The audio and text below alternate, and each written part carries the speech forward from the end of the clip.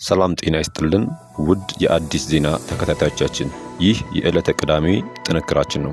ከሁሉ አስቀድመን ከልብ የከበረ ሰላምታችንን ከያላችሁበት ይድረሳችሁ እያልን ወደ ዝርዝር መረጃዎቻችን ከማለፋችን በፊት በቅድሚያ ዋና ዋናዎችን እንጠቁማችሁ። በመቶ ሚሊዮኖች ገንዘብ የሚገመት ንብረት ይዘን ለሁለት ቀናት ተሰልፈናል። ስጋት ሊገለን ነው። ቡናና ሸቀጦች ጭነው የተሰለፉ አሽከርካሪዎች ይህንን ብለዋል።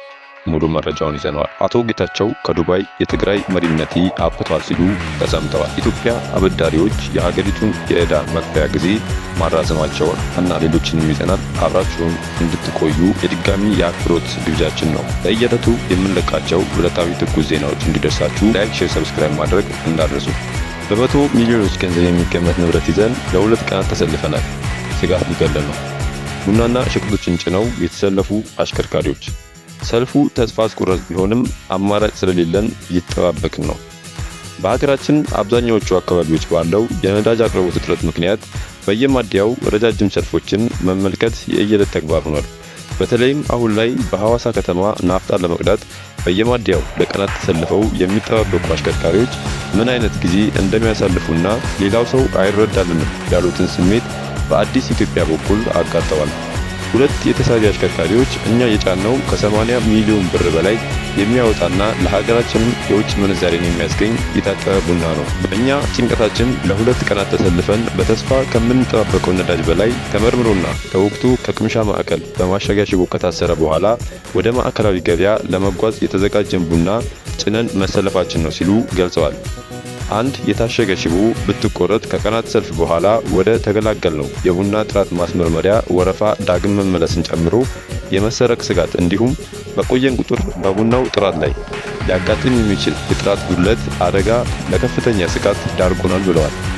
የእንስሳት ተዋጽኦ ወተት፣ አይብ፣ ቅቤ ጭኖ መሰለፉን የነገረን ሌላኛው አሽከርካሪ በወቅቱ ወደ አሰላ ካልደረስኩ ድርጅቴ ኪሳራው ከፍተኛ ነው ሲል ገልጿል። አንድ አሽከርካሪ ደግሞ ከቡታጅራ ወደ ሐዋሳ ተሳፋሪዎችን ይዞ ከመጣ በኋላ ለመመለስ በነዳጅ እጦት ምክንያት ለ3 ቀናት መጉላላታቸውን አስረድቷል። ከአዲስ አበባ ሸቀጣ ሸቀጥ ጭኖ ወደ ውሮ እየተጓዘ ላለፉት 2 ቀናት ነዳጅ በማጣቱ በሐዋሳ ከተማ በሁለት የተለያዩ ማደያዎች ተሰልፎ ማደሩን የነገረን ሌላኛው አሽከርካሪ በተስፋ የሚጠባበቁት ነዳጅ ደርሷቸው ቢቀዳ እንኳን በተያዘላቸው ቀን ለመድረስ ለአደጋ የተጋለጠ ጉዞ ለማድረግ እንደሚገደዱ ተናግሯል። አዲስ ኢትዮጵያ ተዘዋውሮ አሽከርካሪዎችን ባነጋገረበት ወቅት በሐዋሳ ከተማ ደረቅ ቆሻሻ ከሚያነሱ ማህበራት መካከል የአንዱ ማህበር እንደሆነ የተነገረ የቆሻሻ መኪና ነዳጅ ጨርሶ ሰዓታትን አልፎ ከአንድ ቀን በላይ ይፈጃል በተባለው ሰልፍ መሃል የነበረ ሲሆን በአካባቢው መጥፎ ጠረን ተፈጥሮ በተነሳበት ተቃውሞ በሰው ኃይል ተገፍቶ ነዳጅ ተቀርቶለት ተሸኝቷል። አቶ ጌታቸው ከዱባይ የትግራይ መሪነቴ አብቅቷል ሲሉ ተሰምተዋል። ተሰናባቹ ጊዜያዊ ፕሬዝዳንት ጌታቸው ረዳ በዱባይ ከብሪድ ስቶሪ ኤጀንሲ ድረገጽ ጋራ ሰፋ ያለ ቃለ ምልልስ አድርጓል። በዚህ ቃለ ምልልስ የትግራይ ጊዜያዊ አስተዳደር ፕሬዝዳንትነታቸውን እንዳበቃ ማረጋገጫ የሚመስል ምላሽ ሰጥተዋል። ለፖለቲኮ እና ሲኤንኤን የሚጽፈው ጄም ስቴንማን ጋራ ባደረጉት ቃለ ምልልስ የትግራይ መሪነቱ እንዳበቃ የተረዱት መቼ ነው ተብለው የተጠየቁት አቶ ጌታቸው የህወሓት ትጥቅ ትግል አባል አለመሆኔ ከክልሉ አመራርነት ለመገለሌ ምክንያት ነው ሲሉ መልሰዋል። ጌታቸው ከ1 ዓመት በላይ የህወሓት መሪዎች ራሳቸውን ስልጣን ለማደላደል ሲሰሩ ነበር። በዚህ ምክንያት የፕሪቶሪያው ስምምነትና የትግራይ ጊዜያዊ አስተዳደር ላይ ሴራ ሲሸርቡ ነበር ብለዋል። ከህወሓት 5ቱ ቁንጮ ሰዎች መካከል እኔ የትጥቅ ትግሉ አባል አይደለሁም፣ በዚህ ምክንያት ከኔ ጋራ ተባብረው አይሰሩም የሚል ስጋት ነበረኝ ሲሉ አስረድተዋል። የኢትዮጵያ አበዳሪዎች የሀገሪቱን ዕዳ መክፈያ ጊዜ አራዘሙ። የኢትዮጵያ ይፋዊ አበዳሪዎች የዕዳ ሽግሽጉን በ1 ወር ውስጥ ያጠናቅቃሉ ተብሎ እንደሚጠበቅ የምዕራባውያን ሚዲያ ዘግቧል። ስምምነቱ ግን የዕዳ ቅነሳን እንደማያካትት አበዳሪዎቹ አስታውቋል። ኢትዮጵያ ከአበዳሪዎቿ ጋራ 8.4 ቢሊዮን ዶላር የሚሆን ዕዳዋን ለማሸጋሸግ ስምምነት ላይ እንደደረሰች በቅርቡ ማስታወቋ የሚታወስ ነው። ሀገሪቱ በዓለም አቀፍ የገንዘብ ተቋም ፕሮግራም ስር ከነበሩ ሀገራት አንጻር በአበዳሪዎች የመክፈል አቅሟ የተሻለ ነው የሚል ግምት እንደተሰጣት ዘገባው ጠቁሟል።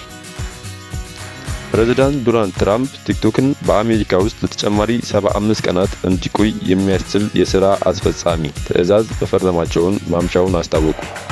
ይህን ያደረጉት አስተዳደራቸው ቲክቶክ የአሜሪካ ንብረት እንዲሆን የሚያስችለውን ስምምነት ለመደራደር ተጨማሪ ጊዜ ለመስጠት እንደሆነ ተናግረዋል።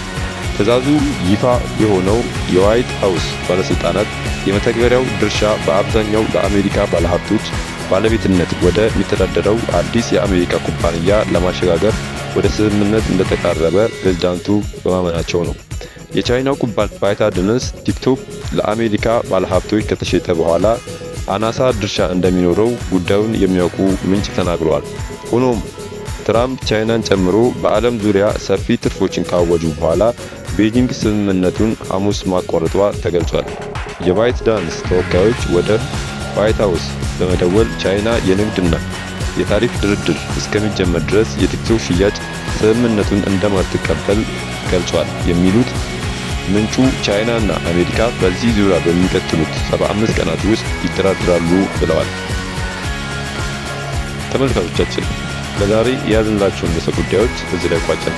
ላይክ፣ ሼር እና ኮሜንት በማድረግ ለቻናላችን ድጋፋችሁን መግለጽ እንዳትዘነጉ እያልን ከሌሎች መረጃዎች ጋር ዳግመን እስክንገናኝ ቸር ያሰማን ስንል ተሰናበትን።